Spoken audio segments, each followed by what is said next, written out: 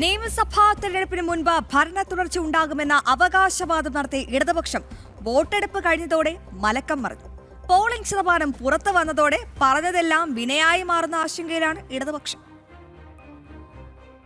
തിരഞ്ഞെടുപ്പ് പ്രചാരണ കാലത്തും വോട്ടെടുപ്പ് സമയത്തുമൊക്കെ തുടർഭരണമുണ്ടാകുമെന്ന അമിത ആത്മവിശ്വാസം പ്രകടിപ്പിച്ചവരാണ് ഇടതുപക്ഷ മുന്നണി. സംസ്ഥാനത്ത് ഭരണവിരുദ്ധ വികാരമില്ലെന്ന് വാദിച്ച് ജനങ്ങളുടെ കണ്ണിൽ പൊടിയിടാൻ ശ്രമിക്കുകയും ചെയ്തു. എന്നാൽ നിയമസഭാ തിരഞ്ഞെടുപ്പിന്റെ വോട്ടെടുപ്പ് കഴിഞ്ഞതോടെ മലക്കം മറിയുന്ന ഇടതുപക്ഷ നേതാക്കളെയാണ് കാണാൻ കഴിയുന്നത്. ഭൂരിപക്ഷം നിയോജക മണ്ഡലങ്ങളിലും മന്ത്രിമാരെയും MLA-മാരെയും സ്ഥാനാർത്ഥികളാക്കി രംഗത്തിറക്കി ആത്മവിശ്വാസത്തോടെ കളത്തിൽ ഇറങ്ങിയെങ്കിലും അടി പതറിയോ എന്ന ചങ്കിടിപ്പാണ് നേതാക്കൾക്കുള്ളിൽ. 99 140 സീറ്റുകളിലും ഇടതുമുന്നണി വിജയിക്കുമെന്ന ആത്മവിശ്വാസം പ്രകടിപ്പിച്ച നേതാക്കളാണിപ്പോൾ മലക്കം മറിയുന്നത്. തലസ്ഥാനത്തെ നേമം നിയോജക മണ്ഡലത്തിൽ വിജയമുറപ്പെന്ന അവകാശവാദം ഉന്നയിച്ച ശിവൻകുട്ടി പോളിംഗ് ശതമാനം കൂടി പുറത്തു വന്നതോടെ അങ്കലാപ്പിലാണ്. അതൊക്കെ അവർക്ക് ഇനിയിപ്പോൾ ഈ 4-ാം തീയതി രാവിലെ വരെ അതെല്ലാം ചിന്തിക്കാമല്ലോ. എന്തിനു വെറുതെ പറഞ്ഞ് ഒരു വിവാദമാക്കണം ഓരോ കാര്യങ്ങൾ.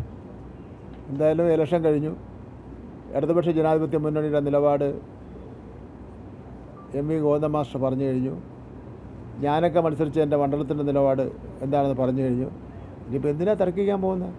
അടിസ്ഥാന വികസന പ്രവർത്തനങ്ങളിലെ പോരായ്മയും അതിദാരിദ്ര്യമുക്ത പ്രഖ്യാപനവും ആരോഗ്യരംഗത്തെ പാളിച്ചയും തുടങ്ങി ശബരിമല സ്വർണ്ണക്കവർച്ചയും ഡീൽ വിവാദവും ഒക്കെ പരാജയത്തിലേക്ക് വഴിവെക്കുമോ എന്ന ആശങ്കയാണ് ഇടത് കേന്ദ്രങ്ങളെ ഉലയ്ക്കുന്നത്. അതിനാൽ തന്നെ വിജയപ്രതീക്ഷകളിൽ വീമ്പു പറച്ചിൽ നടത്താതെ ഒഴിഞ്ഞുമാറുന്ന ഇടത് നേതാക്കളെയാണ് വോട്ടെണ്ണൽ അടുത്തതോടുകൂടി കാണാൻ കഴിയുന്നത്. ജനം, തിരുവനന്തപുരം.